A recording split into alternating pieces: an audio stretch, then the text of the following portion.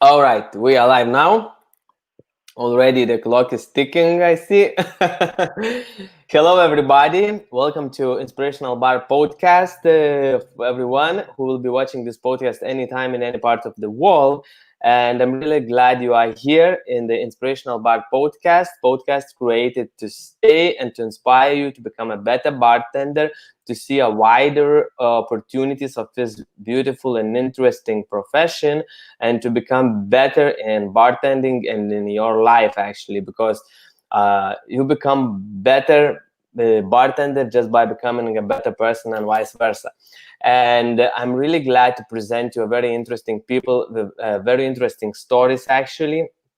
That's what really is the most interesting about this podcast, the stories of the people who already climbed ladder quite a lot.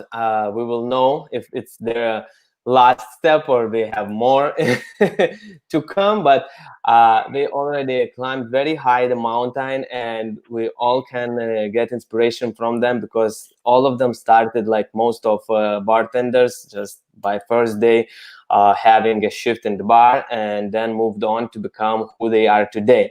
And today I'm very glad to present you a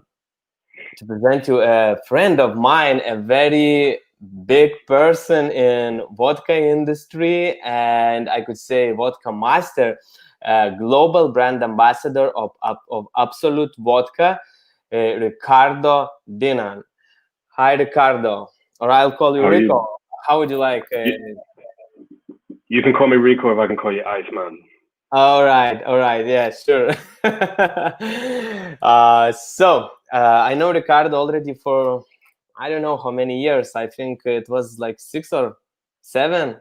I don't remember Yeah, when the first time we met. Maybe a long time ago already. Time passes. yeah, Very. it was about 6 or 7 years ago. I think it was one of my first trips to Sweden when I was just UK brand ambassador, and I think you was a guest on that, and it was me and Ben Reed that really fell in love with you and your character, to be honest. Really. I'm happy that happened, but I think we even met a little bit earlier. I'm not sure. Mm, There was like a couple competitions in Lithuania of not just of Absolut, I think, but mm. okay. So we are not here to to remember how we met, because it's interesting for us, but probably not for our people. Uh, uh, okay, Rico, I have a very important and interesting questions for you. Interesting for us to know, because even I know you, but I don't know all full of your story myself, and it's really Mm. inspirational. I already know because you climbed a lot of a big mountain in this industry already. So you are a person that many people could admire and could look forward if you want to become and achieve more in bartending, hospitality, and drinks industry. You are a global Mm. brand ambassador of Absolut today. But I believe everything started with your first shift in the bar someday many years ago. So I would like to know that all that story, how everything started, how you got involved into bartending, into hospitality industry, into drinks industry, Mm. how everything started, and how everything evolved. Like, how did you go? How did you grow? Mm. Just let's start from the beginning. Start from the beginning. Wow. Well, if we're gonna start from like the very, very, very beginning, Exactly. we're gonna start from 14 years old. Oh, I'm a lot older than what I look, but 14 years old is when I really started in the what you would call the hospitality industry. I don't think there was a hospitality industry back then, not like it is today, that's for sure. But I started off as a barback, as a glass collector in a hotel just near me called the Ball Hall Hotel in a small town called Bury, just outside of Manchester. hmm. And I worked there from the age of like 14 for about 6 months. My mother wouldn't allow me to work anymore there because I was coming home too late. I was coming home at like 1 a.m. at the age of 14. That is the But thing. and it was highly illegal to be working at that age. I think it was on £1.35 an hour, which is basically slave labor. But I didn't really. Then I basically started working in a clothes shop, from the age of 15, 16. But it wasn't until I turned 17 that I started really to be in what we would call the hospitality industry again. That's when I started working in a pub just around the corner from where I used to live called the Wellington. And the Wellington was kind of like, it was like a club stroke pub. If you've ever been in a British pub, they don't really play music, especially back then. But this was a place where all the cool people would hang out and they played a lot of music. By cool people, it's very, very loose. Like there's no real cool people there. But that's when I started as a glass collector. But even at the age of like 17, I still had like a little bit of a tash. So they would allow me to pour beers, pour pints, and serve every now and then. I eventually turned 18 and they let me actually work on the bar. Mm. But what you would consider real bartending happened in the summer of my 18th year. And that is when me and my friends went on holiday after we finished college, or sixth form college at the age of 18. We went on holiday to Rhode Island or Rhodos. It's a nice little Greek island, the Sunshine Island. Mm-hmm. And we went there on holiday for 2 weeks. And I came back 9 months later. I started as a PR guy. So I was like 18, stood on Bar Street and Club Street in Faliraki is actually where I was working, with the flyers going, coming in tonight, 2 for 1 tonight, 2 for 1. I was one of those guys at the age of 18. I did that. It was a place called Q Club. And I did that for about maybe 2 to 3 weeks. Then the owner, who was a guy from Newcastle, he was the manager, sorry, not the owner. He was like, it doesn't look right. This doesn't look right. This isn't where you're meant to be. And then he brought me in and made me what was called bar support. So that was basically barbacking. Okay. And what you have to remember is the club was huge. The club was massive. So we had a room that you would use for a 300 capacity bar. That was the walk-in fridge that we had downstairs that we had to use to fill up. Like every day we'd get like big lorries turn up to refill that fridge. And it was me as I was quite big for my age, but I was still a bit of a skinny 18-year-old boy. And the whole bar support team was a rugby team from Wales. And we used to like fill up all the fridges on every single room in the club. There was 3 rooms. The main room, which was like trance, hardcore, techno, house music, that type of thing. We had the party room, which was just like a really cheesy party bar, played a lot of ABBA, that type of no real music genre, just party cheesy music. You know what British people are like when they go on holiday. And then there was room 3, which was the upstairs room, and that was hip hop, R&B, and garage. Okay. And while we was doing the bar support, like these guys that I worked with, these rugby guys were huge. So they would carry like 2 cases of like beer on each of their shoulders and just like charge, like run through the crowd. And I'd be like a car behind an ambulance behind them with like 1 case, just like nipping in and out. And we'd just carve away through the dance floor. And then it would be my job then to like jump under the bar and like stock all the fridges up. And I think I did that for about another 2 weeks. And then Kev, the owner, was just like, nah, still doesn't look right. I think you need to be on the bar. So he ended up putting me straight onto the cocktail bar in the main room. Okay. Now, this was the only bar where you could really get cocktails. Very loose cocktails. What year was that? This would have been when I was 18. So we're talking 2001. 2001. 2001. Yeah, 2001. Okay. And we were making stuff like mudslides, sex on the beach, like everything was very, very, very basic. We were doing like B52 shots, minty mudslide shots, and we weren't doing anything like, we was doing no drinks that you would know today. Yeah, all the drinks were just made up. You know, I think we had like versions of like an Alabama Slammer and a Tequila Sunrise. Like the Tequila Sunrise was straight tequila, orange juice, grenadine, and that was it. You know, it was very, very simple. But I was put on the cocktail bar with a guy called Josh. He was so arrogant. like one of the most arrogant people ever. But I Mm. worked with him. He taught me how to like free pour, so to speak. But you know, like the old school free pour where you like just hold it upside down, bam, bam, bam. Yeah, yeah, Um, yeah. and it was like a British tourist resort, so we wasn't measuring anything. We would just pour and like fill with juice at the same time. So even from a very early start, I was always using like two hands. And I worked on that cocktail bar for about 3 weeks. And after that, he So trained not me up. 3 weeks now. 3 weeks. I needed one extra week because Okay. after those 3 weeks, I got made the manager of the R&B and garage room on the top floor, on the third floor, which was just known as room 3. So at the age of 18, it was like my first job in a foreign country in Greece. And after what was that, 7 weeks, I was managing a nightclub, like one of the biggest nightclubs in the whole area of Faliraki. Okay. And room 3 was actually the room that was open the latest out of all the clubs. I mean, even after the downstairs closed, like room 3 was still open because that's where the workers came. So that was my first real, like, uh, what's the word I'm looking for? That was my first real introduction into like a kind of like an industry. All the workers, all the bartenders, all the waitresses, all the Mhm. PR guys, Oh, that's where they would come after work. oh, it was a So I good was place for networking, for everything. it was the best place for networking, and I instantly became quite a well-known person within the whole resort.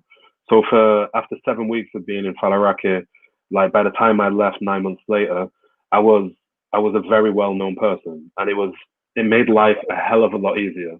A lot of my friends a lot of the friends I used to work with a lad called Rob and a guy called Dogs, and they were there working way before me. But then, like Club Street in Faliraki would take you, I don't know, 15 minutes to walk down, even when it was busy. It wasn't really that long a walk. But after like working at room 3, it used to take me an hour to walk down there because everyone would want to say hello, everyone would want to shake my hand. You know, I was a bit of an arrogant guy back then because I just felt like I was a superstar. And because of that reason, I ended up doing 3 seasons there. I did 2001, 2002, and 2003. All right. And I had a lot of fun. And that's all I'm going to say. There was some wild things going on there. I got a lot of stuff out of my system at an early age because I was there from the age of like, yeah, 18, 19, and 20. And then, Rico, yo, tell me one story from that time, the most wild. If you if you are brave enough to tell it. The I'm not most going to tell you the wild. most wild. I'm not going to tell Okay, you the the most second wild one. The because, second. but The I will most tell you this. wildest that you can tell. I'll tell you a very good one. Not only were we managing the nightclub, they used to throw beach parties there on a beach called Sambika Beach. Now, when we used to go to the beach, it was super, super sketchy. It's a real ghetto bartending. We used to set up like trellis tables, and then we put all the stock underneath the tables and put curtains over them. And it used to be rammed. We're talking like 800 people on a quad, Uh-huh. like almost 2,000. And it was Wow. lots of different bars within Faliraki and night their own, like almost like a pop-up bar, so to speak. And it was just to sell and to like sell really crappy drinks and just sell. And it used to get so busy, and it was like a square bar all the way around, that people weren't really getting served at all. So I devised a plan with my barbacks because my barbacks weren't really doing anything. They were just stood around. So I was like, right, we need to devise a plan to make more money and to get these guys to do some work. So what I had my barbacks do, I had two of them walk around the crowd and sell cans of beer, like just take money for them. And then I'd have the other two barbacks stood on the bar, walking around, just throwing cans of beer to the people that had paid for them, like American football players, like bam, bam, bam, bam, bam. Wow. And that was some good fun. But like those beach parties were insane. If you want to really delve into what it was like, 2001, 2002 and 2001 and 2002, there were a TV program made about it in the UK. One was called Club Reps, and then one was called Club Reps the Workers. You'll just see how shocking it was. It was British people at their best on holiday. That's all I would say. I know British people knows how to party. I was living for 1.5 years in Cyprus, and a lot of British people come on vacation as well. It wasn't those wild times, I guess, because when I've been there, it was 2007, 2008, I think. So it was already a little bit less, as people explained me that before it was more wilder. So, but I still seen a lot of interesting views. Oh yeah. We really know how to make ourselves look bad when we go on holiday, and we relish in it. We really do relish in it. But it was, like I say, it was good to get that out of my system. But it was 2003 where I really kind of started to take it a little bit more seriously, because I came back from Faliraki in September, and that's when I started university. I started university in the great West Yorkshire town of Leeds. And it was in Leeds when I really, really started to take my career, so to speak, a lot more serious. I got there, I started working at a place called Dr. Wu's because I needed some money. Obviously, I was a uni student and I was paying for uni myself out of my own pocket. And I had to work a lot. I started working at Dr. Wu's, and they was only giving me 3 shifts a week. And I really needed to work almost 7 shifts a week. So I was working, doing my studying, working. Then one of the girls who I was actually in Faliraki with, she was also at uni there in her second year. And she gave me the chance to work at a place that was called Northern Light. Now, Northern Light was very much, it was like a huge nightclub. It had a restaurant on the bottom, which was open during the day. It had this huge, huge open space because it was an old warehouse. That was a nightclub during the evening. And then it had like a little cocktail bar just to the side within the nightclub. And I started working there on the main bar, and working there while I was at university and at Dr. Wu's all at the same time. So I was doing 2 jobs and studying. It was tough. What were you studying? Well, first of all, I didn't finish university, because I'll tell you why we get to that. But when I was there for the first year, I was studying architectural technology. I really wanted to be an architect because I'm a bit of an artist, or used to be an artist, so to speak. And I totally messed up because architectural technology is nothing to do with drawing or being the architect. Basically, the architect draws the building, and the architect technologist would use maths and physics to see if the building would work. And I am terrible at maths and physics. So I stayed on that course for about 2-3 months, realized that I couldn't cope with it. I dropped out. I didn't drop out of that course. I just chose to change course, and they actually let me stay in university. So I didn't have to like leave and then reapply. They let me stay in university for an entire year without having to go to any lectures or lessons until the following year when my second course would start. And I started a course in events management. But this is also when I started to work at Northern Light full time while I had that kind of year off.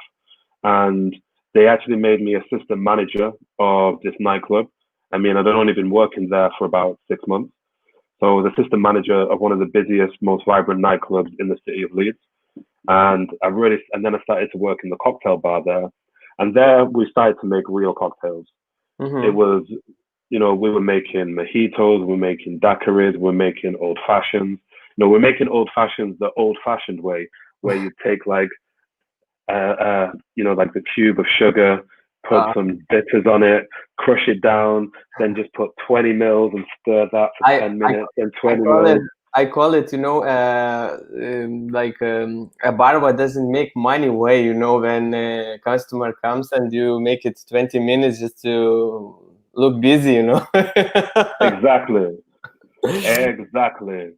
But yeah, so Northern Light and the cocktail bar there was really where I started to take my bartending more seriously. That's when I was reading the Source Guide every night, which is now known as the Difford Guide. Mm, I was reading cocktail books and really trying to figure out, and really, I just fell in love with the whole scene and the whole. I had no idea that you could make drinks like this. That drinks had stories. That drinks had history, and it yes. just made work a lot more interesting. To the point where it got to where I was working so much because I had to pay so much university fees. But I got to the point where my university work was getting too much and getting more and more work, obviously, because it's university. It's an important thing. But it came a crossroads where I had to either stop working to continue university Mm-hmm. or continue working and quit university. The smart thing to do really would have been to continue with university and to stop working. But if I did that, I'd have no money to pay for university. Yeah, so it's So like no. So it's like, as much as I would have liked to stay in university, I couldn't afford it. So I ended up dropping out of that course after 9 months. Mm-hmm. I'd been in university for 2 years. No, not 9 months. I'd stayed for the entire year, actually. I remember, but then it just got too much. God, so long ago now. So long ago. And I stayed working full time as assistant manager at this place called Northern Light. He ended up staying in Leeds for 10 years, just so you know. And this is where I really, really made my career. Because after Northern Light was done and dusted, there was a new bar that was opening up that had like this VIP members bar, and it was like going to be super exclusive. And I'd gained enough reputation within the city for people to want me as a bartender within their bar. And I was really headhunted to work in the VIP section, the members club of this place that was called Oracle. Mm-hmm. Now, Oracle was still not ready to be built. It still was going to be like over years and years before it was ready. But I left Northern Light and then I went to work at a place called Townhouse. Now, Mm-hmm. Townhouse was a bit of a prestigious place. So Townhouse was where one of my future bosses actually started working, Mr. Jake Berger, and I worked at Townhouse for about 2 years before Oracle opened up. Then when Oracle opened up, that's when I became one of the managers, assistant managers, and head bartenders of the members bar. Mm-hmm. Stayed there for a while, but that went from like slick 25 and above members bar to just a bit of a trashy nightclub, to be honest. And I Mm-hmm. wasn't really feeling it. And I had some differences with the people that owned it. And I ended up leaving, but I left on good terms. And then I kind of like slummed it for a little bit. I went to work at one of my friends. One of my friends opened up a bar that was called Frank's International Hairdressers. Now, these guys they were club promoters. They ran Banksy and Tom, and they ran nights in Leeds that was called Asylum and Technique.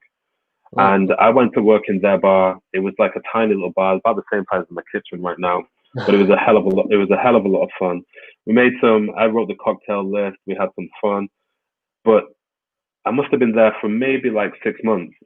And then a new bar was opening. And it was a bar which I was keen to work at because it was truly a bar like the type of bar that we would be working at.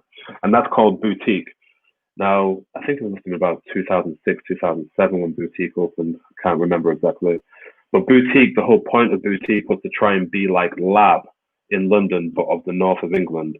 And Mm-hmm. I honestly believe that at a certain point we was way better than Lab were. People are going to hate me for saying that. But like our bar team was insane. Our cocktail menu was way ahead of its time. I mean, back then we were doing the whole hollowed out pineapples and pina coladas in it way, way, way before it became like a trend. Mm-hmm. We were throwing cinnamon on things, setting things on fire. The Okay. Pawn Star Martini was one of the biggest drinks that Lab had. We took that drink. I think we made it a little bit better and more luxurious. And then we also made like a Pawn Star Martini menu. Every drink that they had at Lab that was iconic, we made a menu for it. So the elderflower Collins was epic. We made a huge menu of Collins. Pornstar Martini was epic. We made a huge menu of Pornstar Martinis, like all different flavors, all different spirits, everything served with a shot of champagne, with that concept of sweet drink, dry champagne, and they balance themselves out. It was a three station bar, and we only had three bartenders working there on the busiest nights. It was very small. We had like 3 rows of speedwells. You didn't have to move anywhere. The whole point was you could make the entire menu from being stood there. That's good. That's cool. Oh, it was amazing. We had like all our house spirits there, all the liqueurs that we needed to put into our drinks. We're just one step behind, so you only have to lean behind them to grab them. We used to have 13 juices and 14 purees in there. Like, it was insanity. And it was at the time when bar calls were a thing. So we had a little Stevie who was our barback. And all you had to do was go 50 and throw it behind your back, and Stevie would just catch you. You didn't even have to look. He'd catch the store and pour, fill the juice back up. He'd shout 50 again. You just leant back, caught it, put it back in your well. Everything was a slick machine, well oiled, well timed. People were still smoking cigarettes in the bar there. So if someone shouted 500 middle, everyone had the lighters in the pocket, and you'd light the cigarette for them at the bar. Like, it was just a well oiled machine. And that's really where, like, I learned my craft. That's where I learned how to pour slickly, all the cut-offs, 2 pours, and it was a training experience. But eventually, we parted ways due to differences. We don't need to go into those differences, but there was arguments and people saying, "You'll never work in this city again." And I got a job at the bar next door, which was a much more vibrant bar. It wasn't really cocktails, but it was a bar called Norman. And that was a bit of a party bar. And yeah, had a lot of fun there. And by this time, I'd been in Leeds for like 4 years. And one thing I would say to all like young bartenders is, when you're at a certain age, work in as many different bars as you can, because you need to find out what style of bartending you are. Maybe you work in a party bar, but you don't like it. So go work in a hotel bar. Go work in a table service bar. Go work in a high-end cocktail bar. Go work in a tiki bar, and find what your style is, because that's the only true way you're going to figure out who you are as a bartender. So I was working at Norman, and then I just wanted to get out of the industry. And to be fair, I was getting a bit bored of it. And my one true love was always skateboarding. So I was getting tired, and I ended up going to work for there used to be a skate company, a skate shop in Leeds called Exit. So I applied for a job there, and I got the job as the assistant manager and the skate hardware buyer. So I used to buy all the boards, all the wheels, all the trucks, all the bearings, all the bolts, all everything that was to do with the actual skateboard. I was behind buying all that, and it was like a dream job. You know, I'd wake up on a Saturday and just have to like build skateboards for the kids that would come in, and it was like, I loved it. Okay, but cool. That kind of like ended up coming to a very quick end. This was about 2009, I think, and that's when the real financial crisis hit. And it was a case of, I was the last one in, first one out. I ended up being unemployed for over 9 months, with this passion to not ever get into the bartending world ever again. No, I'm not going to do it. I'm going to try and do my own thing. But it was the recession, you know, it was that big recession, and I needed money. So I went back down to Call Lane, which was the main street in Leeds, and I ended up working part-time in Jake's Bar. And Jake's Bar in Still, which is Jake Berger's bar, who's one of the most famous bartenders within the UK. I just started working part-time there. And actually, I was working part-time there and part-time in Harrogate, which is a little town just outside of Leeds, in one of my friend's calendar shops. He just sold calendars. Calendar? Okay. Yeah. So I was selling calendars like 3 days a week, and then I was working at Jake's at the weekend, just trying to keep some money in and just trying to tick over. And then eventually Jake's had a full-time position. So I worked at Jake's for, what was it, maybe a month before they offered me a full-time position. Mm-hmm. Then I was there for another month, and then there was like, "Do you want to be the assistant manager?" And I was like, "Yeah." And then once I got made assistant manager, I worked for like maybe another 2 months, and yeah, the general manager was like, "I'm gone. I'm going working at another bar." And yeah, I was there for what, 4 months, and I was made general manager of the bar, and I was there for almost 6 years. I Oh, literally looked, yeah, I looked at my CV. I was like, it's a bit sporadic. There's uh, so many different jobs. I didn't look like a stable person. It looked like I was just jumping jobs every 5 minutes. I was like, I need to like set up some roots and just work somewhere for a while. And I worked at Jake's for years, 6 years, and some of the best times of my life were at Jake's bar. I've worked with some of the best people in the industry today came through Leeds. I mean, Jake Berger for one, having him as a kind of a mentor, teaching us how to do the menu and everything was insanely good. Um, the bar next door was also owned by the same people, and that was a place called Porto. I mean, the girl that used to bar back at Porto is called Pippa Guy, and I don't know if you know Pippa Guy now, but Pippa Guy is like legendary Savoy bartender. She worked under me for a little bit while we was at Jake's bar. Like when I'll get onto Pippa in a bit. Joe Schofield, Danny Schofield, the Schofield brothers, they worked under me. I gave them their first bar job. They worked for me at Jake's bar. They used to work at a really bad nightclub called Chili White, which was the original townhouse that I told you about earlier. yes. So I remember when Joe came to me, and Joe was like, Joe and Danny used to come and sit at the end of my bar every night back in the day and just watch me bartend. And Mhm. then once someone left, Joe was like, I heard X left, so I was wondering if I could have a job. And I was like, bruv, you from Bury?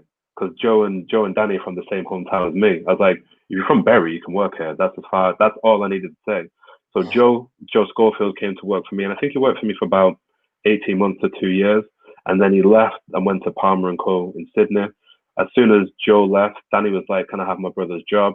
I was like, "Get yourself in here, Danny." And Danny worked with me for almost 4 years. Danny worked with me for the rest of the time that I worked at Jake's Bar, before obviously moving on to Little Red Door in Paris, then coming to Zeta Town, now 69 Colbrook Row, and so on and so forth. But I mean, those boys were amazing. I worked with a guy called Joe Gunner, who worked for who's Gunner working for now? He's working for like LVMH, I think. Yeah.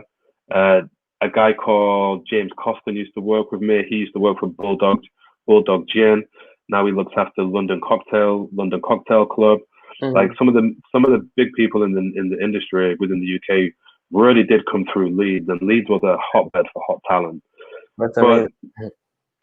I was working at Jake for like 10 years before getting the opportunity to move down to our London bar. Our London bar is called the Portobello Star, and I moved down to the Portobello Star because I got offered that opportunity, and I wanted to live in London. And the Portobello Star is the origin place of Portobello Road Gin. So Portobello Road Gin was started from the company that I worked from.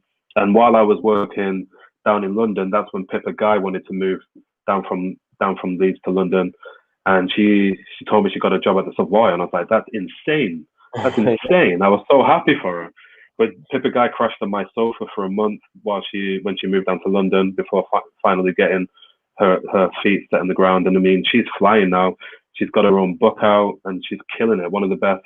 I don't want to say one of the best female bartenders, but she's one of the best females doing it. She's an amazing bartender, and she's one of the best females doing it. And I love that girl to death. But yeah, I worked at the Portobello Star for what?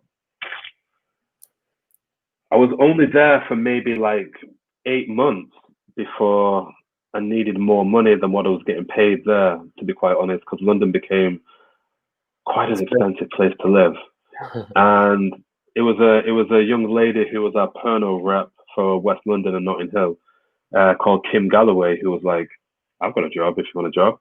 We got a job going for the UK brand ambassador for Absolut."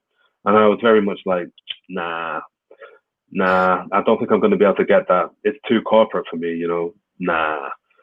She was like, just try it. And I was like, nah. And then I left it a few weeks, and then I was like, nah, maybe I'll go for the interview. Why not? Got to challenge myself, right? Yeah, definitely, But definitely. I'm not really a guy that likes to wear suits, and I put a suit on for the interview, and yeah, I ended up getting the job, which was surprised by me. It was insanity. So I got the job, and I was the UK brand ambassador for almost 3 years. And again, I met some of the best people ever. Matt Pomeroy, who was an insane boss, Mateus Latai, Phil Huckle, Johnny Sims, Liam Sparks, Mamie Sanchez. That was my ambassador team. We called ourselves the Beat. Eventually, we got a new guy joined, and what can I say? Like, we had one of the best teams ever. Like, Wow. it was insane. We traveled the whole of the UK. We were teaching people about vodka, rum, gin, you name it. We were teaching everyone about it. And I've been to those master classes myself, so yeah, that's cool. thank you, thank you, thank you, thank you.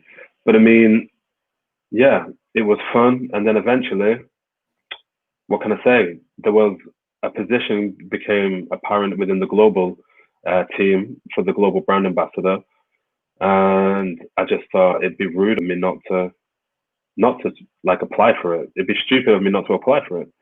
Yeah. And I applied for it, and for some crazy reason, these crazy Swedes kind of liked me, and I got the job as global brand ambassador, and that was just over 4 years ago now. Amazing. And I don't So and I don't want to go back. I really enjoy it here in Sweden. I've really found a home. I've really found friends and family, and it's been an insane journey over the past 4 years. Uh, an insane journey because it's been crazy and just a lot of finding out a lot more about myself as well. definitely. So I believe when you are growing, like what we talked, you've been a bartender.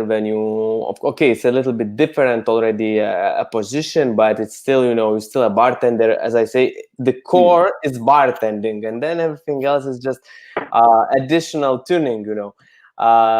So when you grow like a bartender, brand ambassador, global brand ambassador, so you definitely find and know yourself more.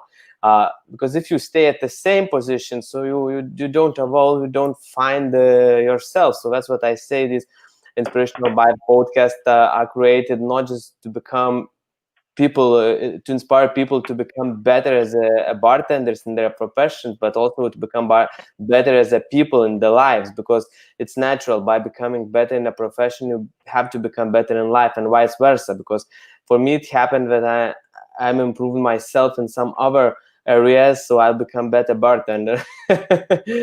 Right? So Rico, tell me what do you like the most about being what are three things that you like about being bartender, and three things what you like about being brand ambassador? I mean, I can tell you the three things I miss about being a bartender, which are the best things. Yeah, that would be probably what you like the Yeah, most. I mean, I miss I miss the banter. I miss the chat. I miss going to work and making drinks. I miss the making drinks and the chat that you have with people. Mm-hmm. That one on one, that 1 to 2, like that was just something that was fantastic. Trying to figure out what people want. When we go back to when I was working at boutique, we had a section in the menu which was bespoke cocktail section. So it broke down how to order drinks and how you could order your own drink. So it'd be like, first thing would be like pick the glassware, and it'd be like martini glass, rocks glass, highball glass. What glass do you want your drink in? Then it'd be pick your space spirit. Do you want rum? Do you want bourbon? Do you want gin? Da da da da. Yeah. Then it'd be like pick your texture. Do you want smooth? Do you want creamy? Do you want crunchy? Do you want carbonated? And then it'd be like name some flavors that you like. So you could be like chocolate, caramel, or like strawberries, raspberries, that type of thing. And then that would help break down in the bartender's mind what they could make. And we would just make drinks up on the spot. And it just really tested us. And I enjoyed that aspect of bartending so much. And that really made me start to like try and read people and be like, I think you want this, this, and this. And they'd be like, yeah, how did you know? I'd be like, just guessing. And it becomes like a sixth sense. And I miss having that. I do kind of miss the late night. And I miss the industry. I miss if you work in a bar, you become a network up for the city. You become like the concierge for an entire city, especially if you're in certain bars. Where we were in Leeds, there was maybe 8 of the best bars on one street. So there was always people about, always bartenders about. We would always like have 1 or 2 beers in someone else's bar after work and have that chat. And that's what I miss. And I miss being that kind of like that person in the city that was like, oh, do you know what's going on tonight? And having your finger on the pulse and be like, this party's going on, this party's going on. Maybe you should try that out. Have you eaten tonight? You want to go to this restaurant? Just being like a key figure in a city was nice. But like when we get onto brand ambassador, I mean, it's similar, but as a global ambassador or even as a UK ambassador, like a market ambassador, you get to see, even if you're a market ambassador, I went to places in the UK that I've never been before. I went to places in the UK that I wouldn't have gone before, just because why would I? And then you get to have your point of view destroyed. Oh, I'd never go there because, and then you go there and it's like, that place is dope. You meet some great people. And it's the same with global brand ambassador. I've traveled the world so many times. I've been to places where I don't know. I just never really would go. Not through and not. I'm not gonna lie to you, bro. I would never ever think of just, oh, I'm gonna go to Lithuania this year. But I went there. I totally understand of you.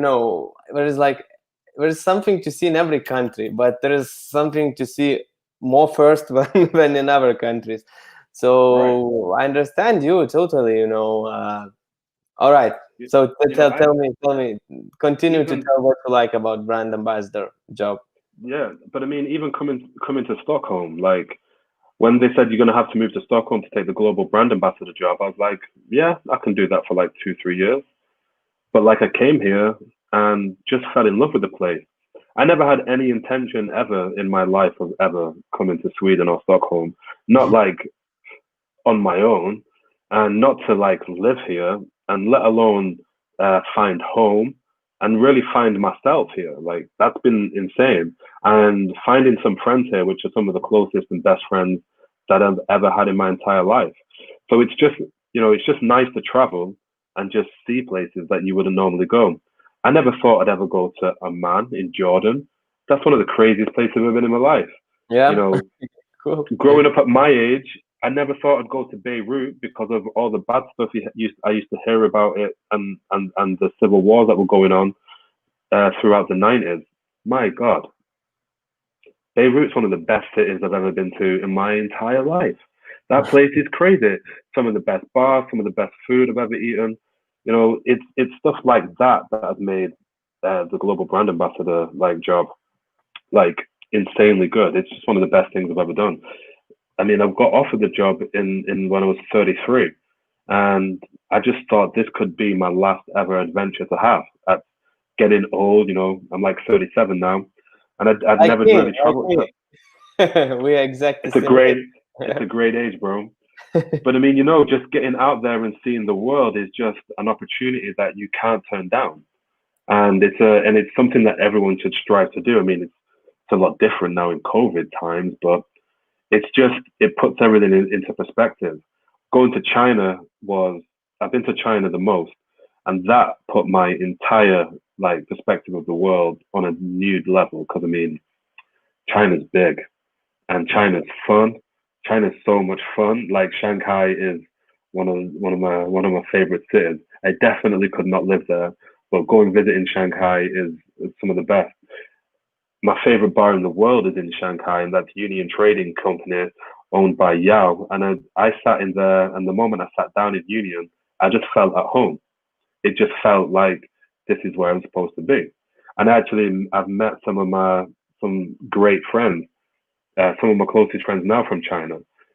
Murph, if Murph is watching, how are you, Murph? And L, if you're watching, still got your burner. Like some of the best people ever I've met. Like, and that's been one of the greatest things about being a global brand ambassador, is meeting some of the greatest people.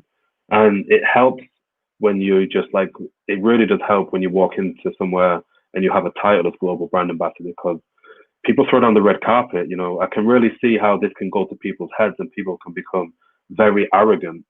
But it's so humbling for me, it was so humbling to meet these amazing people that I still talk to today. You know, me and you have not really spoken to each other like this in maybe a few years. But Probably, again, yeah. Messages in Facebook. Exactly, just Facebook messages. But it's the bonds you make with people that are true and real, that it's just nice to have a global network. Like, I mean, I'd recommend global brand ambassador jobs, if they're still going to exist in the future of our industry, to anyone. And if not, I'd just recommend traveling as much as you can. It's something I wish I did at a much younger age, but it's been beautiful. But it is a double-edged sword, I'm not going to lie. You know, when I first did the invite competition, I traveled to 17 countries in 3 months. You know, while doing this brand, that was pretty intense. While doing this job, I was traveling 3 weeks a month. So I was only in Sweden for one week a month, which was, I mean, I had some of the best times in the world, but I never really like found true friends here. And when you're moving to a different country and you move to a different company, and then you just get thrown onto a plane and travel the world for 2 years, you know, as great as it is, and you end up going to some of the nicest restaurants in the world, you go to some of the nicest bars in the world, but it does get kind of lonely sometimes. And, you know, it's not always like the greatest thing. You spend a lot of time alone in hotel rooms with nothing to do other than work. And you end up just being on this, you know, it can get lonely and it can get a little bit depressing, to be quite honest. But you take the good with the bad, you take the rough with the smooth.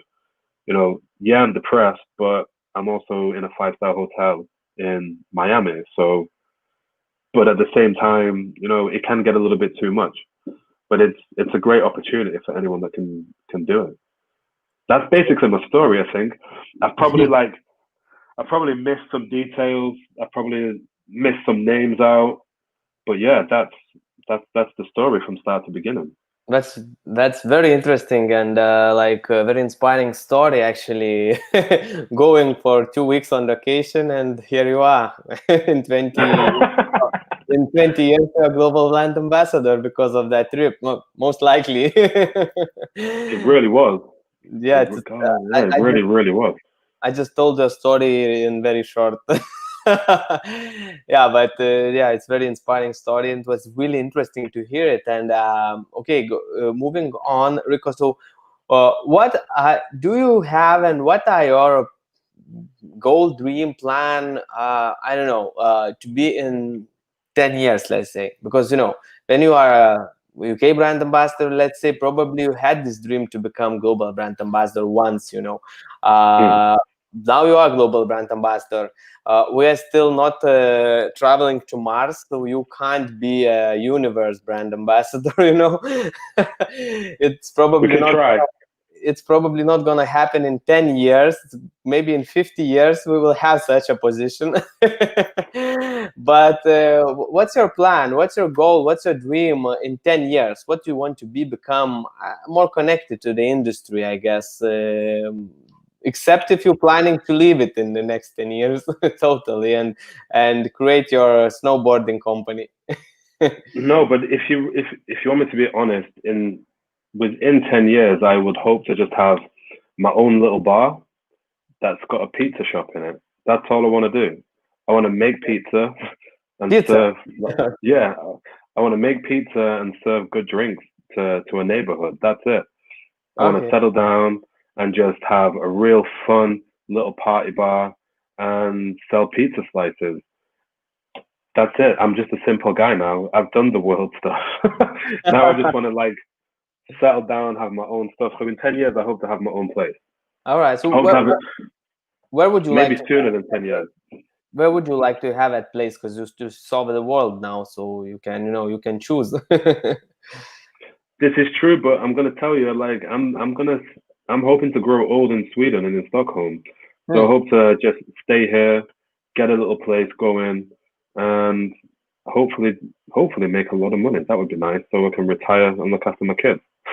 If I get kids, I'm still single and I'm still childless, so don't worry about that. Okay, so this is an advertisement for ladies who will be watching.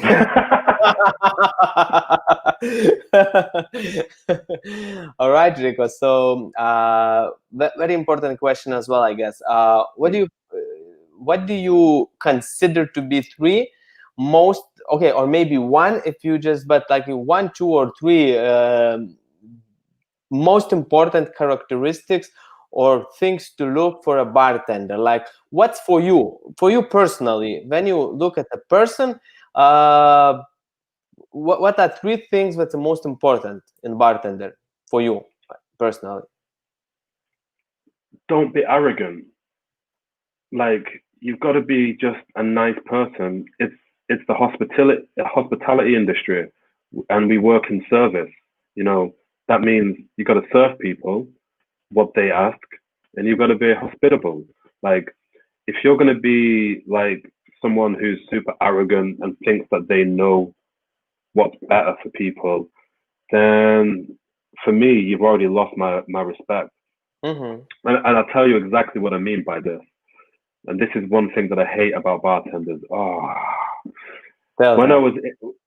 It was a bar in Slovakia. I'm not going to mention any names. I'm not going to say that either, but it's a bar in Slovakia where one of the most prestigious cocktail competitions.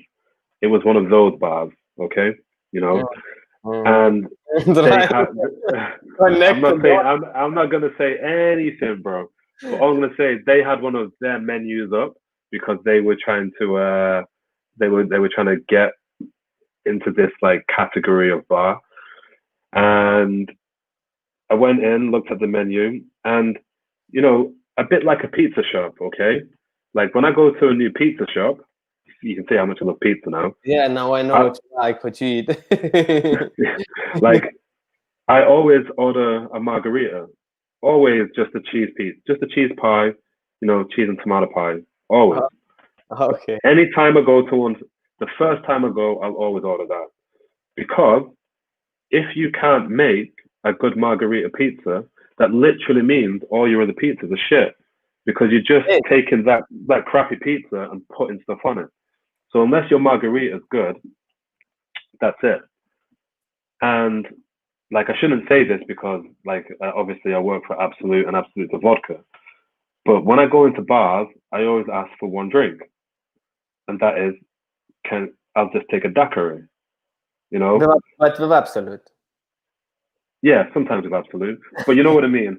I will always ask, can you make me a daiquiri? And when I was in this bar in Slovakia, I just finished invite. We got taken to this bar. It's meant to be a great bar. And I was like, you know what? I've been drinking vodka all day. Can I just get a Havana 3 daiquiri? Straight up. The correct answer to that is yes. That's the correct answer. Okay. Yes. Yeah, that's important. Yes. Yes. But what that guy said was, I can make you something better than a daiquiri. And I was like, now I'm already wound up because no, you can't actually. And I was a bit tired. I was like, no, you can't. Just make me a daiquiri. He's like, no, I can make you something better than a daiquiri. And I went, what's it called? And he told me the name. I was like, never heard of it. So obviously I'll take a daiquiri because I've never heard of your drink.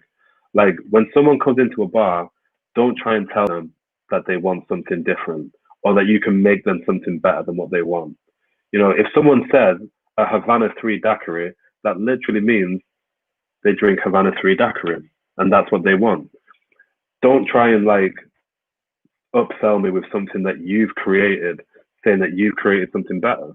Like, you haven't, because the daiquiri's been around for years. And after this competition's over, no one's gonna know what your drink is. It's gonna be gone. Like, fact. Mhm. I hate to say it, but that's just a fact. Like, yes, you make very good drinks. Yes, I will try your menu, but don't push people towards it. Don't be arrogant. Oh, I can make you something better than, you know, you can't. Not if someone asks for something that they know that they want. You can never make someone something better than something that they want and they like. I just don't believe in that. So no arrogance. Just be hospitable and just be service minded. Like, Mhm. people are there to have drinks and a good time.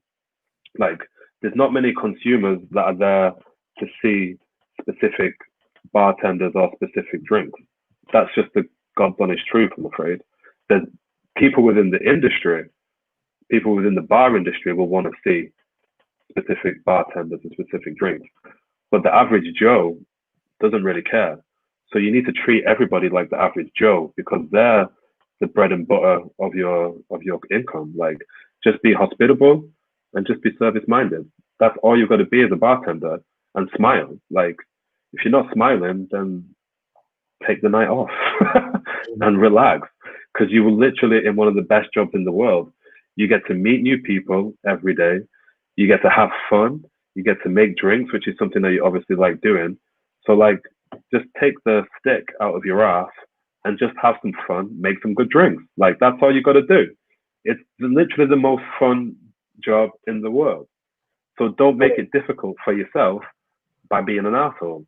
That's all I'll say. Like, hospitable, service minded, and don't be an asshole. That's all you got to do as a bartender. Like, obviously you got to be good at your job, but like, I just hate the arrogance that a lot of bartenders have.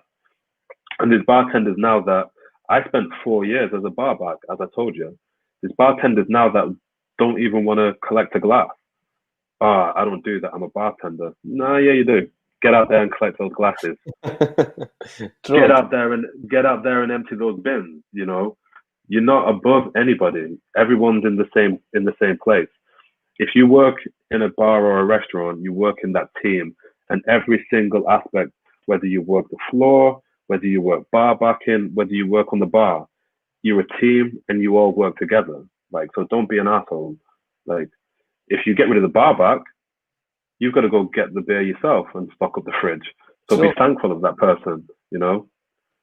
If you've got loads of people at tables, if you don't have someone working the floor, you've got to do it yourself. So you've got to respect everyone and just not be an asshole. But sometimes, and I hate to say this to the bartending industry, because like I've told you, I've been a bartender my whole life. Sometimes some of you guys are arrogant assholes. It's like, stop it. Like, just stop it. Like, it's easy. Just stop it.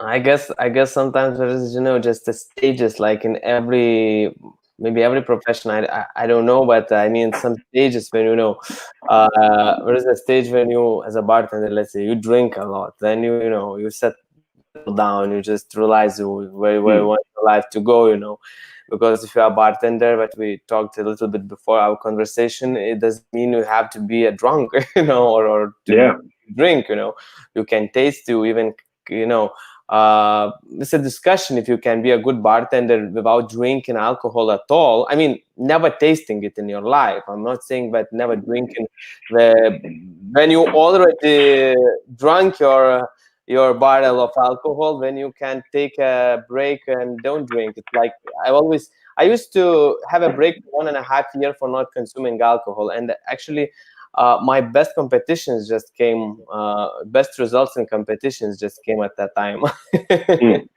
As I say, it's like Beethoven. He also created music without hearing it. Of course, he had basics. I mean, all his life he heard the music. He just got deaf in the later, so he got that everything to understand. But when you understand everything, it's not necessary to have. So it's about arrogance. There's some period in bartending when you get arrogant and you just okay, settle down. It's like probably there are such waves in the process just to shape you as a person. This is true, but yeah, I mean, I've not been an angel. Like, I've been one of those asshole bartenders, and You it told takes it. you told that Yeah. when he was a manager than 18 years old, or Oh yeah, I was an asshole, but like you kind of got to be an asshole to stop being an asshole. That's the problem. And eventually, someone will check you and will make you look at yourself, and you'll be like, "Damn, you're right." And definitely. then you become great. Then you just become a good person. And that's like what you said. Becoming a better bartender makes you become a better person, and it really does. You in the fabric of society, you see a side of nightlife which people don't really get to experience. Unless you are a bartender working full time, you may never see an entire week in your city as nightlife. You may just see once a month going out or twice a month going out maybe you go out on a Thursday, but you really get to see society in a whole different way as a bartender. And it Yeah, really makes you like stop and think a lot, especially in the UK. See some sights, bro. See some sights, even on a Tuesday night. Like it's like, oh my god, it's Tuesday. Like it's insane. So yeah, becoming a you better know, bartender can make you a better person. definitely, definitely. Okay, Rico, thank you for your insights. And what's your favorite drink is daiquiri, or it was just that time where we're telling the story? What's your favorite drink? I won't That I was won't just ask, won't ask you, won't put you in the position, so I won't ask what's your favorite mm. category of spirit. But what's your favorite cocktail? Let's say cocktail. Yeah, but just going back to the daiquiri thing, the reason why I said that is because it's just a drink that's very simple and it really showcases and highlights the art of balancing a drink. So it's like when a chef gets told to like make an egg. Can you cook an egg? Mhm. It's for me a daiquiri is the egg. Can you make me a daiquiri? Taste Okay. it, it's good. When you get a chef say, can you make me an omelette or can you just cook me an egg? For me, it's exactly the same. That's Okay. why that's why I will ask. But my favorite drink is with all honesty, is a vodka espresso or the espresso martini as it's been called today. The only Okay. problem with that is you drink far too much espresso on a night out if you drink enough of them, and then you But start getting the shakes. we But I can mean, tell as you them. can see, I've got a lot of carbonated water here. I drink a lot of vodka sodas just because it just keeps my head clear the next day if I'm going out on a heavy drink. But espresso martinis or the vodka espresso, vodka sodas with lots of fresh lime, they're my go-to drink now, and they have been for quite a long time. Okay. Other So than that, when I'm with bartenders, though, sometimes you have a beer and a shot, obviously. But the vodka soda is definitely the healthiest choice, I would say. yeah, Healthier choice.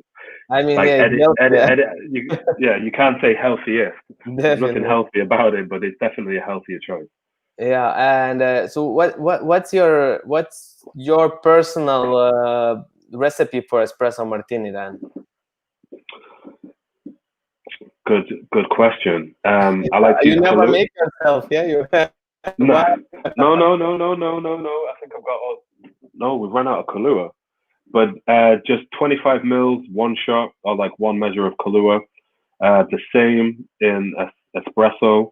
If you haven't got espresso, you can use cold brew, or you can use like brew coffee or brig cafe as we call it in Sweden, and then Okay, just a double shot 50 ml of Absolut vodka. Shake it okay. hard, get that nice crema on it, serve it ice cold. I just drink mine on the rocks if I'm to be honest with you, Rocks. old fashioned glass, and just drink it like a badass. But yeah, that's my personal recipe, and that's the best way I think. I don't think I don't think you need to add any sugar because if you're using a good coffee liqueur like Kahlua, it already has a sugar content. Yes. Um, the bet the better the coffee you use, the better the drink, which is obvious. And Sure. Absolut's one of the best vodkas on earth. So and vodka acts as like a flavor carrier. So if you put vodka into a drink, it's going to make everything taste more than what it is. It's going to make the coffee and the Kahlua come out a lot more, and you're also going to get that the richness of Absolut because it's such a great vodka. It's got character, it's got flavor, it's got viscosity and mouthfeel, which are all going to add to the end drink and the end result. So I just keep it simple and have it how you like your coffee. I mean, if you do like sweet coffee, put a little bit of sugar in it. If you one of those, if you want a vanilla coffee, if you drink at Starbucks and you like vanilla mocha frappuccinos, use some Absolute vanilla. Go crazy. But like, I like it very simple, Absolute original. One shot of Kahlua, one shot of the best coffee you can get your hands on. Shake it hard, keep it cold, serve it on the rocks over ice. Boom. And I never ever ever garnish. I never garnish with the coffee beans because yeah. they get stuck in the gap of my teeth. So I'm just spitting them out all the time. So I just don't garnish it. Just keep it naked. Okay, all right. I guess if talking about Absolut, before leaving Lithuania 1 year ago, so it was already released in Lithuania, this Absolut cardamom. So I think I made Absolut this Yeah. Martini, espresso Martini, because it's my second favorite cocktail. Mhm. So with cardamom, because coffee with cardamom actually it's very interesting flavor. They do it in East, in like Middle East, Yeah.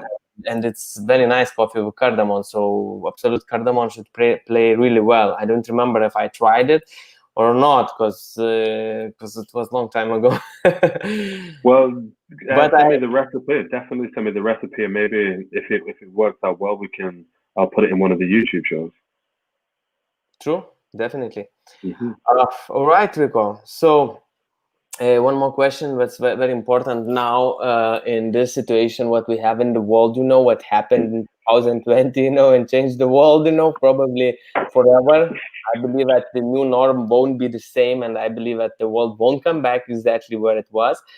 So I don't know what you think or what you talk to, because like as a global brand ambassador, you probably see a lot and you have a lot of discussions with other maybe ambassadors or other teams in the company. So what could you share? How do you see it? The world will be shaped for bartenders in the future. Having this in mind, what are your thoughts on that? I mean, How it will change, what trends will come, what will go, how it will look, if you like something like that. I mean, who knows? I mean, for me, being in Sweden, it's been a little bit different to Oh the yeah, rest of the world. I heard. It's been it's It's been it's definitely touched in general the world. yeah. In this you talk. I mean, I can definitely see. Oops, excuse me, a little bit of gas there. Okay. Drinking too much carbonated water. But I can definitely see things going kind of the way Sweden is already. I mean, if we don't get this vaccine, I mean, Sweden's been open. There's been no lockdowns whatsoever, but there's been a lot of restrictions. So when you go into bars, and even into nightclubs, you gotta sit down. You're only allowed to have a certain amount of people in there. You Yes. know, so I can see restrictions coming like that, which is a shame. I can't imagine.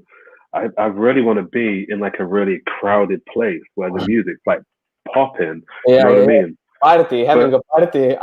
Are we going to have a exactly. party with squares? No. No, do you know what I mean? Like I missed that, but I can see a lot of restrictions happening. But the funny thing is, what's been happening here is uh, the weekends are a lot quieter Okay.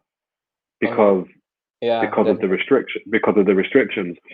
But the weekdays are becoming a little bit more busier because there's less chance to go out. The weekdays are becoming days where let's just go out because we might not be able to get a Mhm. table on a Saturday.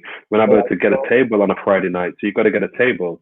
And I've noticed that a lot of bartenders, especially in places that were considered party bars, they're doing a lot more table service, and they're making more money in the week now than what they ever did before, because people are becoming more service minded. People have to sit down and get table service, so I can see things happening like that. Obviously, there's the takeaway cocktails. There's cocktails being delivered uh, via Uber Eats. So we're still going to need people to make them. Yeah, you can batch things up. Yeah, you can make RTDs. But if you want a real cocktail, someone needs to make them. So the skill's never going to leave. Like we're always going to need someone to be able to know how to make these drinks. so we can make them on mass. But who knows what it's going to end up looking like? To be honest, like I really have no idea. But I just know there's going to be a hell of a lot more restrictions. I think we're going to have a lot more delivery of drinks. But what I really do think is going to happen is I think the bartenders are going to really have to start talking to the consumer more. And even brands are going to have to start to talk to the consumer more, because we need to teach these people at home how to make drinks. Like, it's crazy. You know, I've been doing a YouTube show with Absolut for a while. We've not really pushed it or marketed it yet, but it's out there. And we're doing that towards the consumers, because I think if you look at how the food industry has gone, and you see what chefs have been doing, and chefs have been on TV, chefs have been showing people how to cook at home. You know, in the UK, back when I was a kid, like, people were just doing sausage, chips, and beans, you know, really simple stuff that you reheat. You know, now you go there, people are making dal at home, they're making pad thais, people can make their own, like, dim sum, because we've brought them up. When you go and see shows on YouTube like Bon Appetit or, you know, Master Chef Kids, you see these kids making these amazing drinks. But like, some of the number one drinks searched for in vodka is, how do you make a vodka cranberry? But like, people still don't know how to make a vodka cranberry. I did one video which is how to make a vodka soda, like, and I was like, no one's searching to do this, but it's one of the videos that most people have watched. Like, it's insane. I need to make that. Yeah. I need to make also.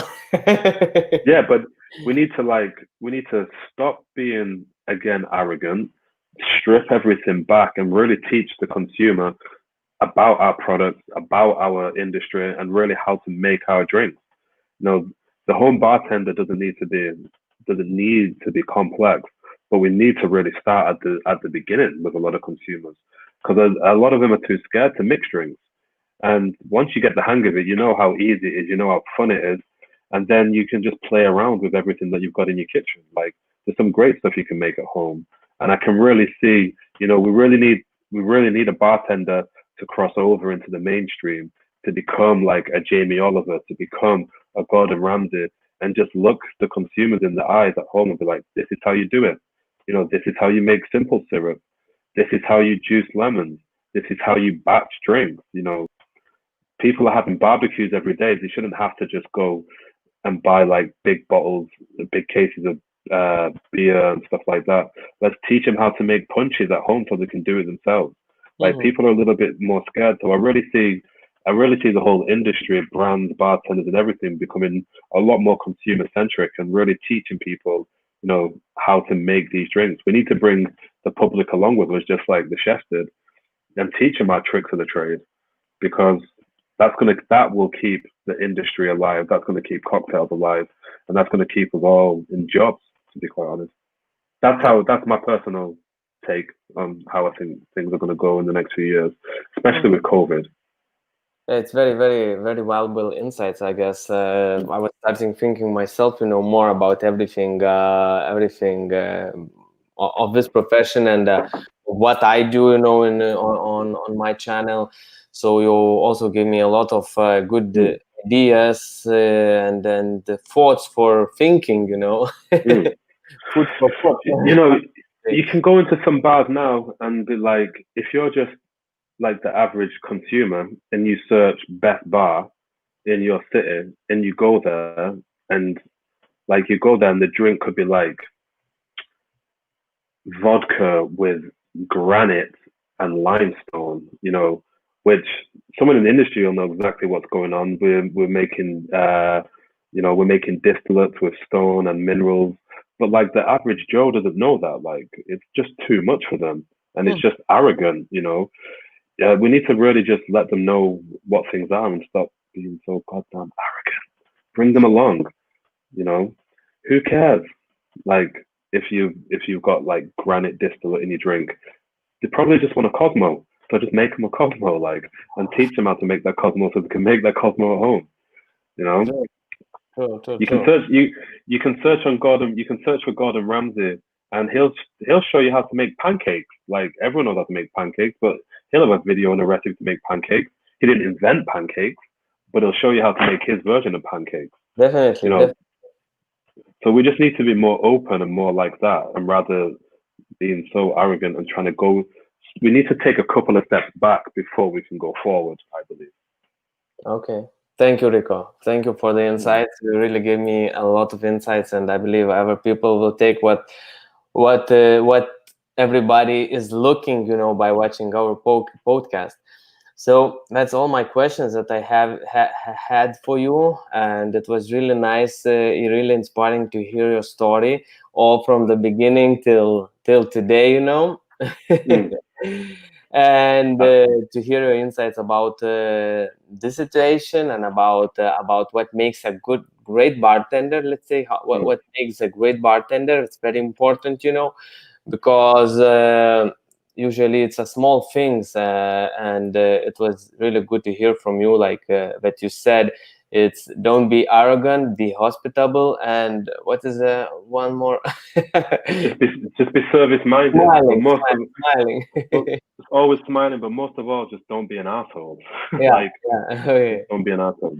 Yeah, so it's very important to hear these things, because as also I was mentioning, sometimes we have those ups and downs, when we get too much drinking, then we need to settle down and realize that, okay, it was a period. Now I have to settle things, normally. When we are too arrogant, then sometimes we need somebody to tell us that from a side, so maybe somebody could tell. So maybe our podcast will inspire some person who now is too arrogant, that he would think, okay, maybe I'm too arrogant, maybe I need to change something in my behavior, and he will become better, because by listening and changing ourselves, we become better. That's the only way. If you will stay the same, you will never become better. So thank you very much, Rico, for this conversation, for helping people to become better versions of themselves. And I'm really glad I talked to you, because it was a long time I haven't talked to you. And anytime you'll be in Miami, just give me a sign, on any social media, so we would meet and we will have some daiquiris and margarita pizzas. I'll find some good place for margarita. And Absolut vodka espressos and lots of vodka sodas with Absolut original. Don't forget that, brother. Don't forget that. All right. It's a promise. So, and thank you everybody who are watching now, who watched all our podcasts, and everybody who will be watching it in the future. I really hope it will inspire you to become better versions of yourselves. And please, if you have any questions, so you could ask when we had this live conversation. I have somebody wrote something, but it's not a question, so I will answer it later. But if you have any questions, just write them down below, so I will try to answer them, or I will try to ask. I will ask Rico. Maybe he will answer those questions under this video in the future. So thank you very much, everybody. I'm really happy to bring you this live podcast.